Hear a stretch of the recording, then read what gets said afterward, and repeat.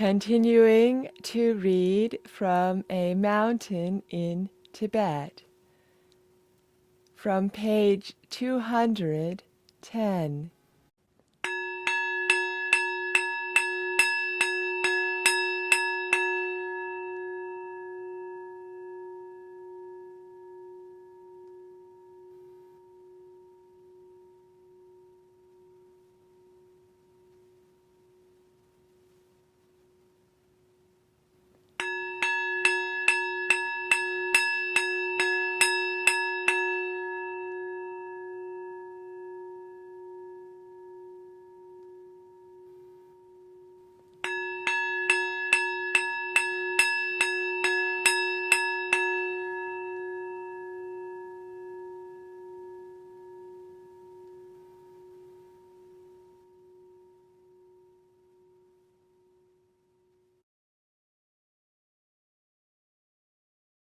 In 1990, when I was in retreat in Pure Lands, I had received a message from a woman called Catherine Morris.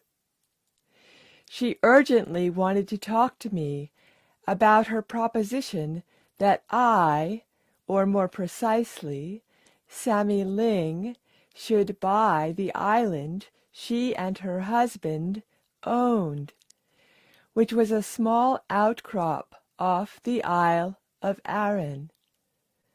I was baffled.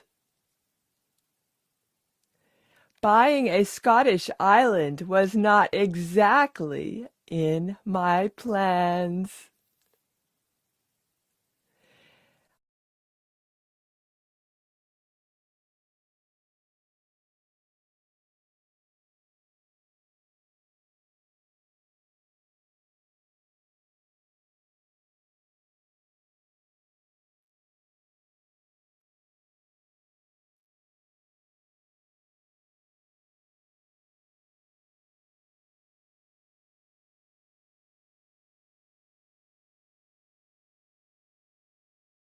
I really wanted to carry on in retreat.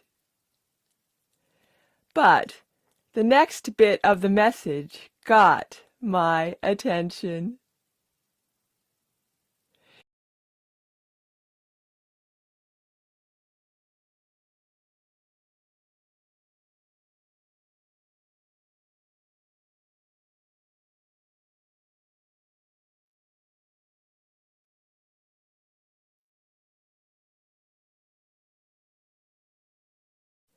She wanted me to know that this idea had come to her in a vision.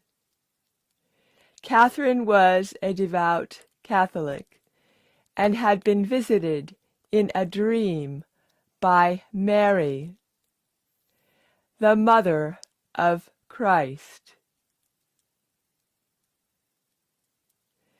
who had instructed her to pass the island on to a Lama Yeshe. When she woke, she had a very clear recollection of the name, but it meant nothing to her. Once she began to look, though, it didn't take her long to find me. I rang her back, and we talked.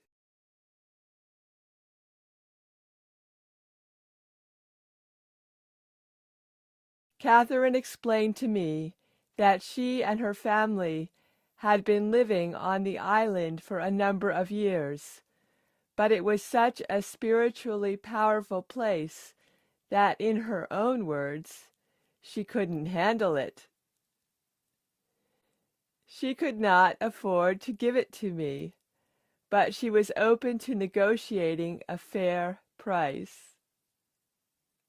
She felt strongly that the island, which had been a place of Christian pilgrimage for more than 1,000 years, might find an owner who would be able to work with its spiritual energy.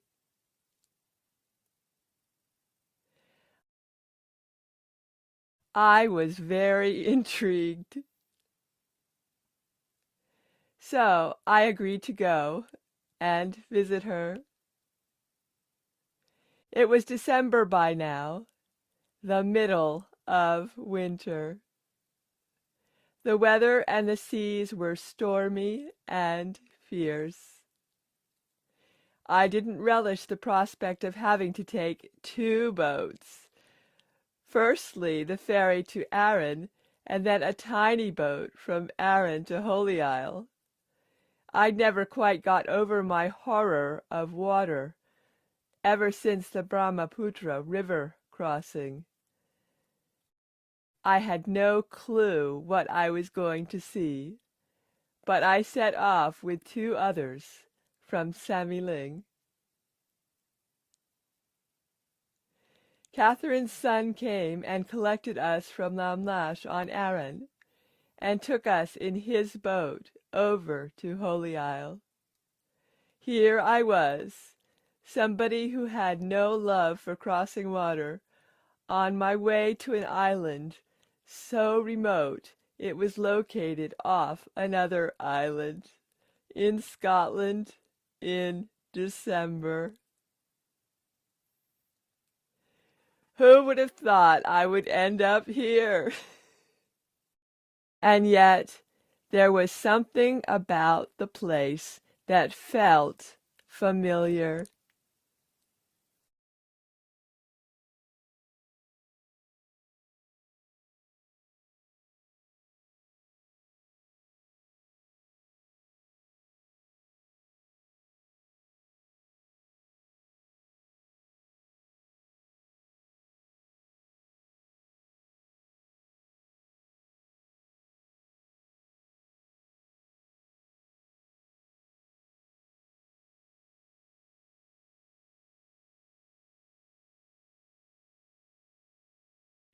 Holy Isle's imposing central mountain looked to me like a reclining lion, and I felt excitement building.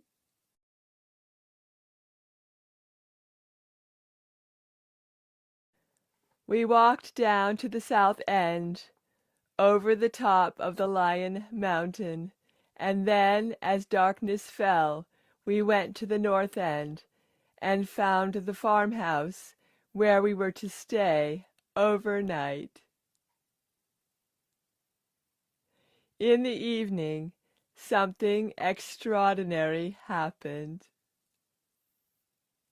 I went outside and looked up at the immense sky.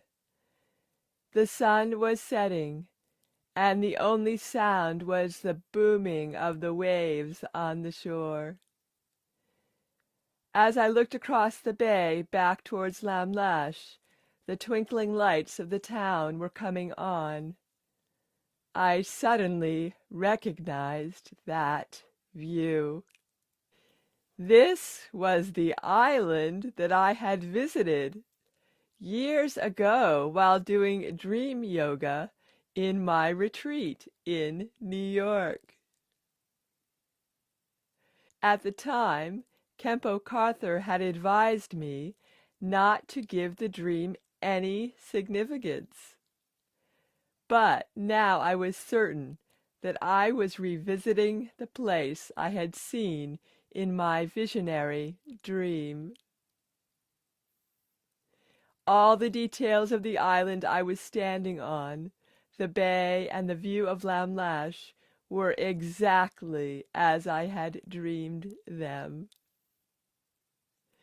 The feeling of excitement, which had been bubbling in me ever since we left Arran, was flowering into joy.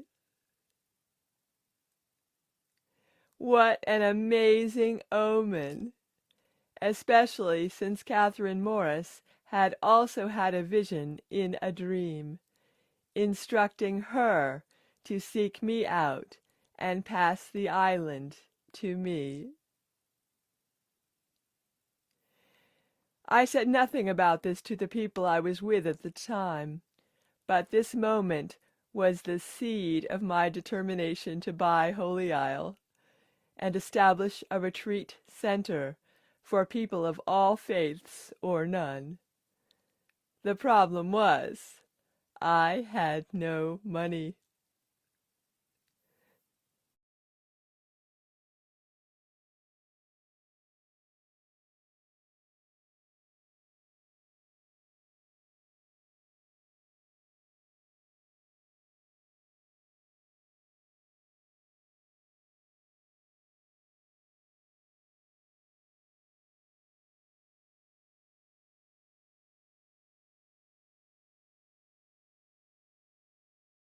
Akon suggested we mortgage Sammy Ling, but I didn't want to do that.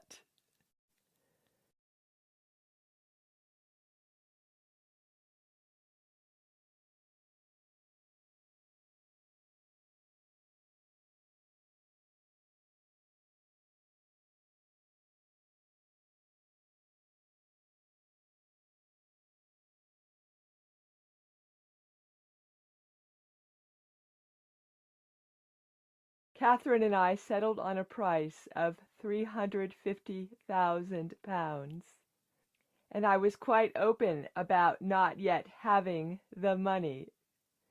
But she agreed to wait, and in fact turned down a higher offer. I didn't know where the funds would come from, but I trusted that they would arrive. I felt an unshakable faith that this was the right thing to do. I also had a very clear vision of what we should do on the island.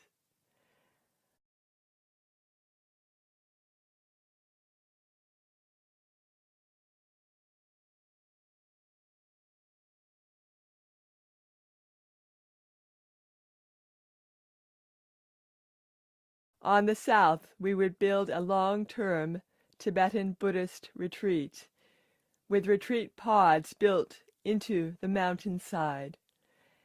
And on the north end, an interfaith center where anyone, whatever their religious beliefs, identity, or life problems, could come for a short retreat.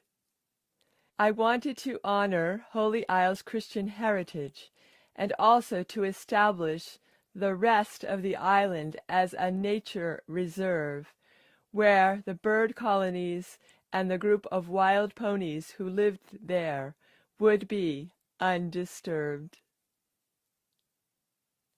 Many people thought I was crazy. They said it was just a piece of rock in the ocean, and not worth the money I'd agreed to pay for it, which I didn't even have. I kept my own faith and vision, and then the money came so easily. Within 4 months, we managed to raise the entire sum from individual donors. There was one very big donation from a Buddhist student in Belgium, who later became a nun.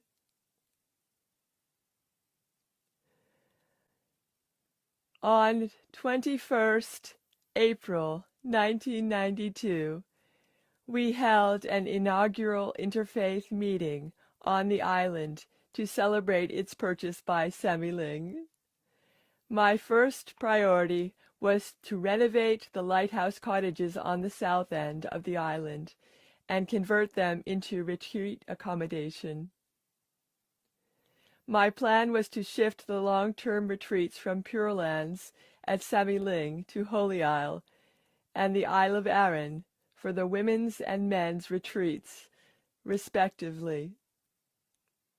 The renovation was carried out by volunteers. It took several years, but when it was complete, it was a beautiful testament to so much faith and hard work. I love the symbolism of the lighthouse, which was like a manifestation of our shining Buddha nature. We took on a professional fundraiser held a competition for architects to design retreat pods and began a tree planting program to reforest the island. Holy Isle Project began to draw attention from media all over the world. The next stage was the Interfaith Center for World Peace at the north end of the island, which we built as an extension of the original farmhouse. This was a huge challenge because everything had to be shipped out, and not many contractors wanted to quote for working on an island off an island. The workers for this phase were professional, as it was such a big project, and they refused to stay on Holy Isle. I think they wanted to eat meat and drink alcohol, and of course these things were not part of our ethos. So we had to lay on a boat to transport them to and from Lam Lash every day. It cost us millions of pounds, and once again, I just had to trust that the money would come. Throughout this time, I had the joyous feeling that everything was in flow, that my faith was attracting what I needed in order to realize the visions that Catherine and I had experienced. People told me it would be impossible to raise the money and impossible to build a big building on such a remote island, but we achieved both objectives. The Center for World Peace and Health was officially opened on 31st May 2003 at a ceremony attended by Buddhist, Christian, Muslim, Hindu, and Sikh leaders from different communities in Scotland. I remember taking the group to see St. Molaise's cave. St. Molais was a 6th century monk and mystic, and an important figure in the spread of Christianity from Ireland via the Celtic Church, and eventually throughout the British Isles. He had a hermitage on Holy Isle in the late 6th century, believed to have been in the cave we were setting off to visit. Naturally, I felt a deep connection to the idea of monks in silent retreat in caves. I was thrilled to find this similarity between the mystical traditions of my homeland and my current home. As we were walking along the coast to the cave, I paused to catch my breath, and a robin came and perched on my foot. The bird followed me all the way to our destination. I interpreted this as a visit from a local deity. Tibetan Buddhism respects local deities, which are like nature spirits linked to particular areas that guard and protect the integrity of the land. Bringing them on side is seen as important if you want your venture to work out. The robin and I respectfully acknowledged each other. I felt I'd been officially welcomed to Holy Isle by its resident deities, just as I myself had given an official welcome to our visitors. Everything about Holy Isle Project confirmed my belief that when our actions are in harmony with an unselfish vision, we are touched by grace and receive whatever we need, while obstacles are easy to clear from our path.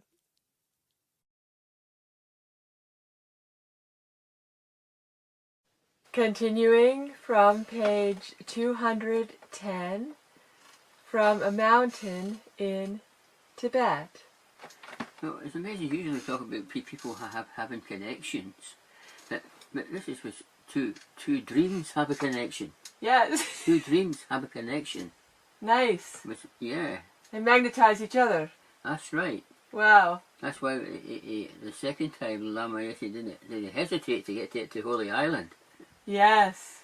So So you realise the importance of it.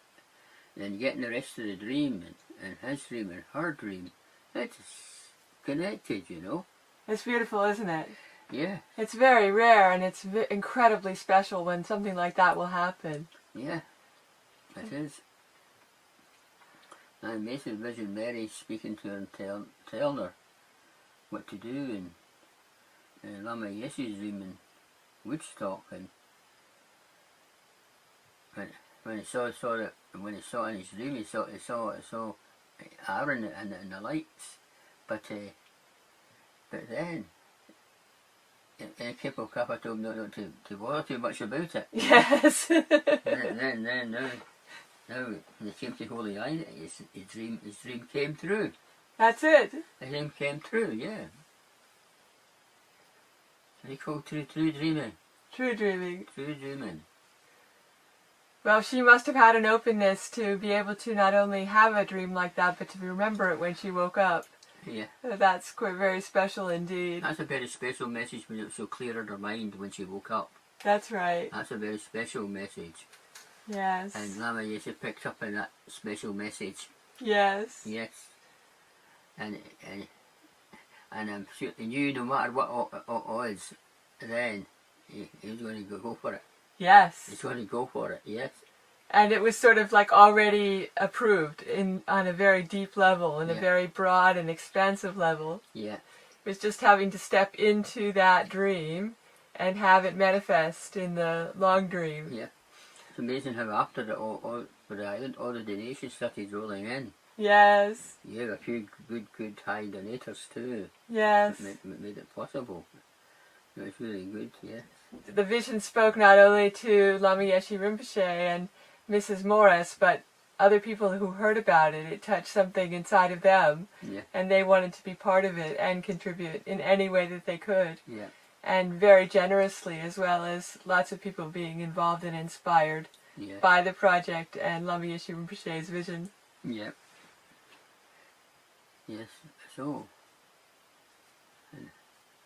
that was good that everything developed that way. And well, I suppose you had lots of good news to tell Rinpoche when he got back. Yes, indeed. He'd be so excited. And Rinpoche to see the connection in the dreams too, when they told him. Yes. Yes. Well, it's a way of working that is so constant and familiar in Tibet. So it was a way that the homeland was able to come to the UK and still permeate another culture and another place and work in the traditional way. Yeah, and Rinpoche was very willing to help to try and raise the money for it. That's right. Which was good, when he had lots of good contacts, you see. Yes. So that was very good too. So everything fell into place, you know. Yes, a lot of mutual support. Yes. Working harmoniously together. So it was meant to happen. Yes. It was meant to happen. And well, there was a lot of progress has been made, you know. Lots of progress. And yes. So. Well, you've seen it as you were the first resident. Yeah. Now you've seen from the beginning how it developed. Yeah. And Lama Yeshe Rinpoche tells the story of how he sat where the Peace Hall is now in the courtyard and went through all the details in his mind that he would like to see in front of him. And it came to pass exactly as he envisioned it. Yeah. So it's a very good example of how setting something in motion through a very clear visualization. So all his dreams sprung up after that, you know. That's right. All his dreams coming forward. I want this done, I want that, you know. That's right. That's right. And of course, there's more in his dreams to come yet too. Of course, it's a momentum, isn't it? It starts off by the purity of the vision and the positive circumstances that support it, and then a momentum develops from that. That's right. And the people that are intended to be here get magnetized and drawn, even sometimes in ways they didn't expect. Maybe they didn't have Holy Isle in their plans either, and they found themselves coming to this very special place, and then it having a calling for them as well. So it's been quite an amazing unfolding and flowering. I always say to people, my island's got magnetic powers it keeps drawing you back all the time. Yes. And you also say something about the qualities of the island that make it so special. Taisatupa did a lot of geomancy in the island. There's lots of power points all over the island. Yes. We have a sheet somewhere marked up what he put together. Yes. Yeah. And also people that don't come from any particular spiritual tradition, they can feel the benefit through being on the island. Yeah. This is a very beautiful natural environment. That's right, yeah. It was very nice. Clean water, clean air. Yeah, alkaline water, pure fresh air. It's like, I say to people, it's like a medicine being on the island. Pure fresh water, pure fresh air, the exercise and its own special energy, you know. They all come together. Yes, and it's all lovely plants, edible plants that grows without till it's till that you can eat. Well, so we see the unfolding and the flowering continuing. Yep. Season after season. Yes.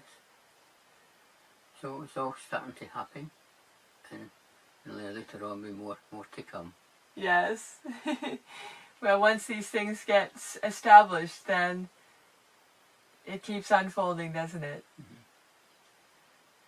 Since the planting of the trees, there's a lot. I mean, the bird population has been on the increase, and every year there's extra birds being discovered on the island, becoming more and more. It's the reforestation creates a habitat. Yeah. And they also find places they can nest with windbreaks being established, and a steady supply of food, and very safe environment. So it is like a refuge and a nature preserve for them. Yes. And also the other animals that are here on the island, who are very, very healthy and very strong and very able to take care of themselves. This is very good. So everything's going well with the animals, quite well. And it becomes an example to the world of how humans and animals can coexist and each have their own space, and respect for their own ways of doing things. Aye. The natural world is very much embraced and also respected. Yeah. And that contributes to the island's special energy. Yes. All right.